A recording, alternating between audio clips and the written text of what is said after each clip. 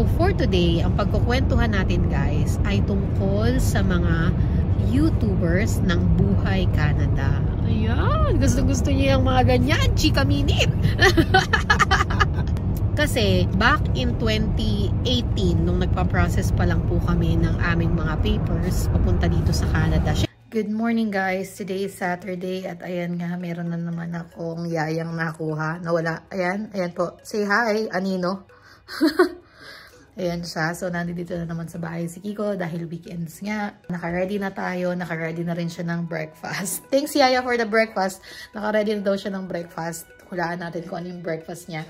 Pero yun, tambay lang muna tayo dito sa room ni Vibe. Nakakatuwa lang kasi ang bilis. Good morning, guys. Hi, friends. Bagong gising kami, friends. Nagising. Ayan. Nakakatuwa lang, guys, kasi sobrang bilis talagang magtayo ng bahay dito sa Canada.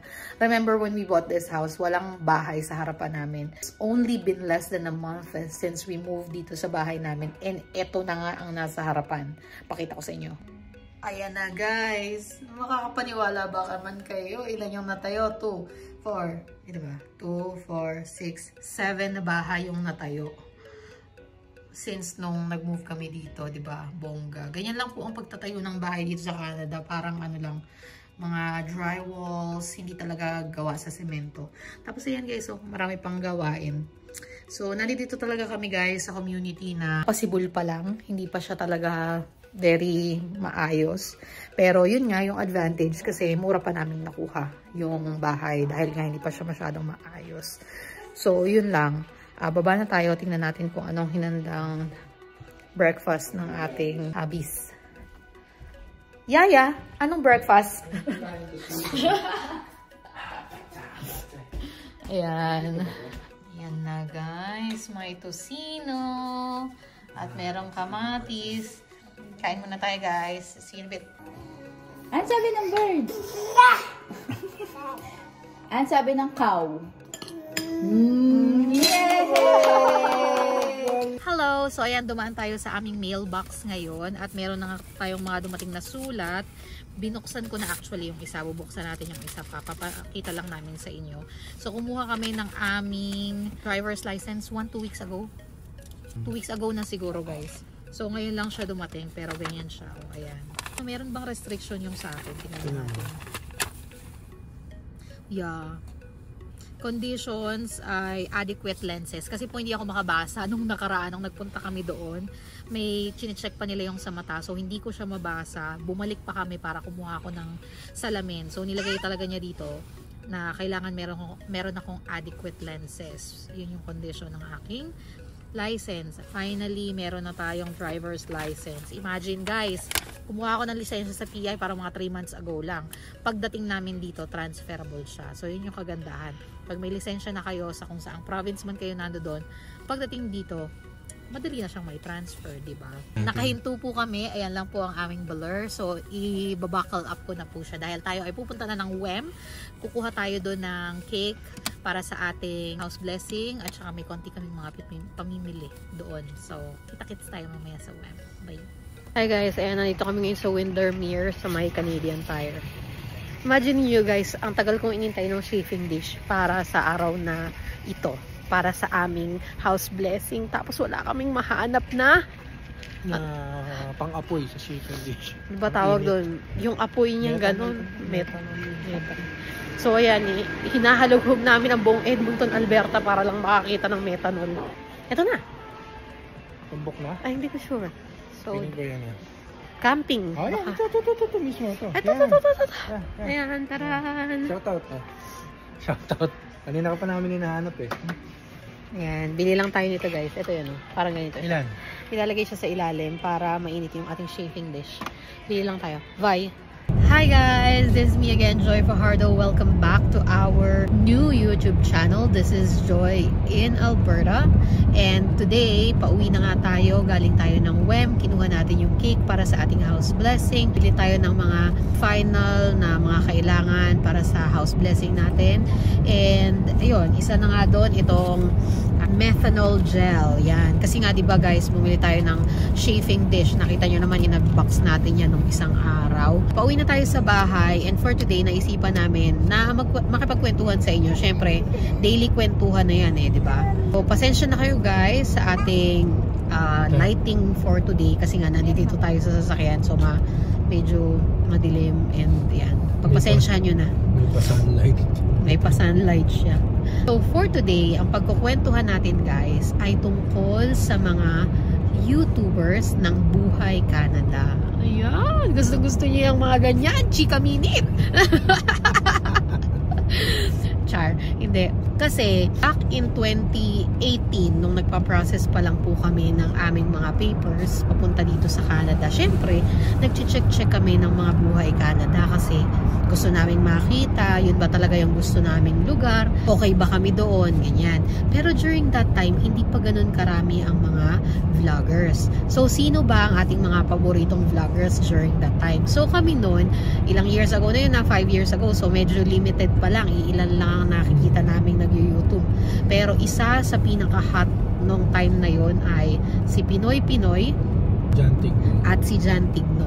Si Moy essentially medyo active na rin sila during that time. So sa totoo guys, napaka-helpful nung malaman mo na ganun pala pag nag-snow doon, ganun pala pagka mamimili ka. So yung mga simpleng bagay na ginagawa nitong mga vlogger na ito ay talaga namang napakalaking bagay sa mga taong wala pa sa Canada, na walang idea na ano ba yung itsura ng daan pag winter, ano ba yung mga dapat gawin pag may bahay ka na ang basura pala kailangan every ganito ilalabas mo yung basurahan mo, yung mga simpleng ganyan Kaya yung unang heartbreak natin, di ba? Kasi nagustuhan natin doon yung Winnipeg. Yes, nung time na yon, dahil nga sa panonood namin sa mga vloggers, yan, nagustuhan ni Kiko talaga na mag-Winnipeg. Ako naman kasi very open ako, kahit saan mo ko dalhin ay chillax lang tayo. Pero si Kiko nun, na-in love siya talaga sa Winnipeg dahil kakapanood niya sa mga vlogs. Ayan. Kasi sila lang yung dati, no? Yeah, kakaunti lang. Pero yun nga, dyan kami na-inspire. Kaya nung pagdating namin dito, sabi namin, ay, mag-vlog din kami. Kasi wala kaming makitang vlogger sa PEI nun. At yun nga, ang kasabay namin na nag-vlog dati sa PEI, si Rande TV, ayan. Tapos, ngayon, madami na nakakatuwa talaga kasi ang dami na nating nakukuhanan ng information. Nandyan si Spot Pinoy, nandyan si Vamos, nandyan si Limoyko. Sino pa mga vloggers? Sila yung mga dito kasi sa Edmonton. So, syempre, nag-research kami sa Edmonton nung lilipat kami dito. Yan yung mga naglabasang mga vlogger. Kaya sila nakakatawa. Sila Inags, nandyan din. Tapos, meron pang isa si Castillo Inspires. Ayan. Yan ang mga pinapanood namin nung araw. Bago lumipat ng Edmonton.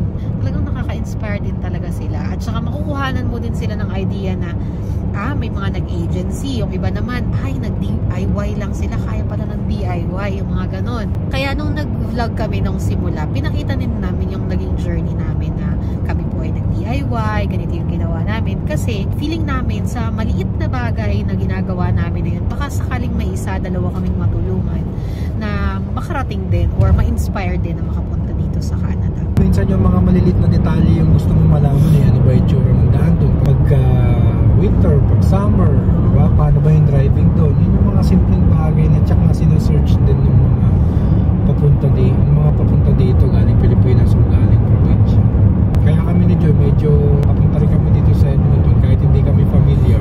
Kahit wala kaming kakilala dito sa Edmonton, medyo familiar na tayo sa Isang great example is napanood namin kay Kuya Howard yung tungkol dun sa inspection ng sasakyan. Yan. So nagkaroon ng bagong customer itong pinuntahan ni Kuya. Saan nga nagpunta si Kuya? Ang naalala ko yung Fernando's.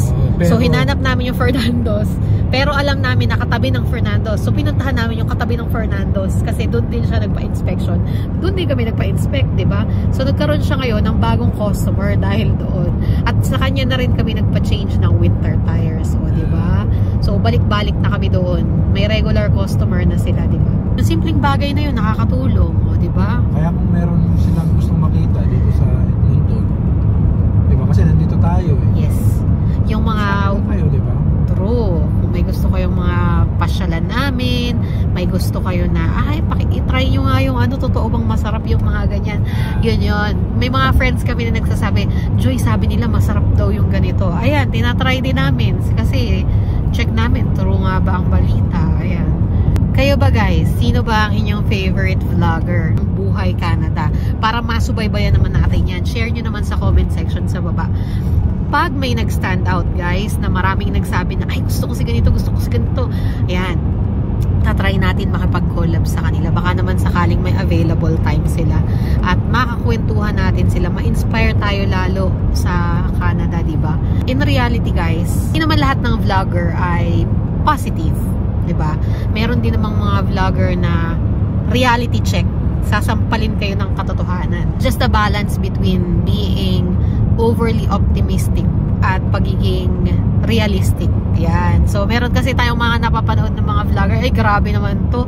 Parang ang hirap-hirap sa Canada or parang, alam mo yun, yung parang sobrang reality check talaga sila. Iba-iba, kada vlogger. Iba-iba ang style, iba-iba ang may mga mahilig sa life vlogs, may mga mahilig sa mga tutorials, may mga hacks, yung mga nagtuturo ng mga life hacks, restaurant, mga ano ba yun, mga nagre-review ng mga restaurant, may mga ganyan din, di ba? So, iba-iba.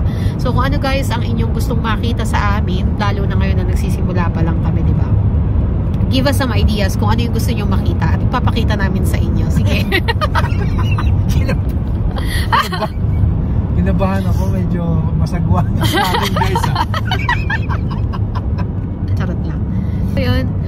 Again guys, kung sino ang favorite nyong Buhay Canada vloggers, comment kayo sa baba at hahanapin natin yan. Hahalugugin natin kung nasan silang sulok ng Canada. Mention nyo na rin dun sa nila na hinahanap namin sila. Oo. Pakisabi na rin. Hinahanap namin sila. Charot. Sige. Maraming salamat sa pagsama nyo sa amin today and we'll see you again sa aming bagong vlog tomorrow. See ya!